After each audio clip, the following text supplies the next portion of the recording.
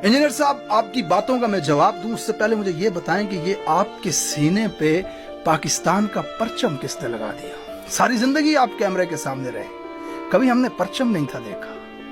ये परचम किसने लगाया इंटरव्यू से पहले? हम ना बड़ी बारीक बीनी से चीजों को देखते हैं इंजीनियर साहब। ये परचम कहां से आता है वो मैं आपको दिखाता हूं। ये तस्वीरें देखें जरा, सारी तस्वीरें देखें। शहबाज शरीफ ने सारी जिंदगी कभी यहां बैज नहीं था लगाया पाकिस्तानी परचम का।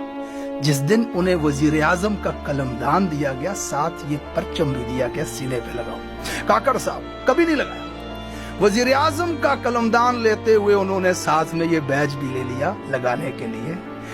यार बुरी बात नहीं है, आप लगाएं, मैं भी लगाऊंगा, अच्छी बात है। सवाल ये है कि ये कौन लोग हैं जिन्हें ये शक गुजरता है कि पाकिस्तानी हमारी हुब्बुल वतनी पे शक करते हैं, लिहाजा हम यहाँ पे परचम लगाएंगे तो मुहिब्बे वतन साबित होंगे। इथोपिया में बैठ के इंटरव्यू दे रहे थे आप, जो सीने पे परचम लगाया आपने। पाकिस्तान में बैठे उर्दू में बात कर रहे हैं, ठीक है, पाकिस्तानी यहाँ क्यों लगाना?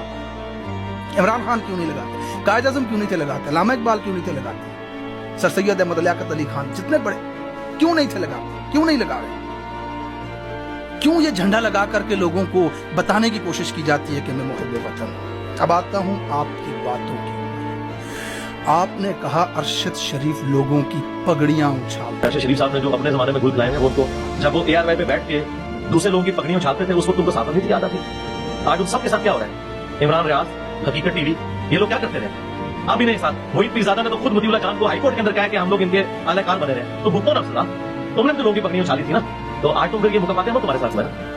बोहतान लगाया आपने उसके। जिस शख्स के सर में गोली मार के दियारे गैर में उसे शहीद कर दिया गया, उसकी बीवी को बेवा और बच्चों को यतीम कर दिया गया, बजाय आप कातलों के ऊपर तनकीद करें, आप ये कह रहे हैं अरशद शरीफ ने गुल खिलाए थे। अरशद शरीफ जिंदगी में इंतहाई मेहनत और कड़ी इन्वेस्टिगेशन करने के बाद इतनी बड़ी बड़ी फाइलें लेके टीवी पे बैठता था और पाकिस्तान के इदारों की बनाई गई रिपोर्ट्स लोगों को दिखाता था कि ये देखें, नवाज शरीफ, शहबाज शरीफ के नौकरों के अकाउंटों से 16-16 अरब रुपए निकल रहे हैं। मेरा आपको क्यामत की सुबह तक चैलेंज है, जैसे आप कहते हैं ना, क्यामत की सुबह तक, क्यामत की सुबह तक आपको चैलेंज है। अरशद शरीफ का वो बयान दिखाएं जिसमें उसने झूठ बोला, वो लोगों से पगड़ियां उछाली। इतनी जबरदस्त इन्वेस्टिगेटिव जर्नलिज्म थी उसकी कि दुनिया की ऑथेंटिक और बेहतरीन मेकर्स की तरफ से बनाई गई, आज भी इंटरनेट पे अवेलेबल है, बिहाइंड क्लोज डोर्स डॉक्यूमेंट्री, तमाम की तमाम अरशद शरीफ की इन्वेस्टिगेशन पे डिपेंड करती है। वो इस पाए का जर्नलिस्ट था वो, और आज आप बैठ करके से कह रहे हैं कि लोगों की पगड़ियां उछालता था, डिजर्व करता, मरना डिजर्व करता था, वो कत्ल होना डिजर्व करता था। हजारों लोगों के आंसू जिसकी मैयत के साथ शामिल हैं, उनके जज्बात को आप इस तरह ठेस पहुंचा रहे हैं आकर के कैमरे के सामने, ये बातें करके। ये इन्वेस्टिगेशन थी आपकी।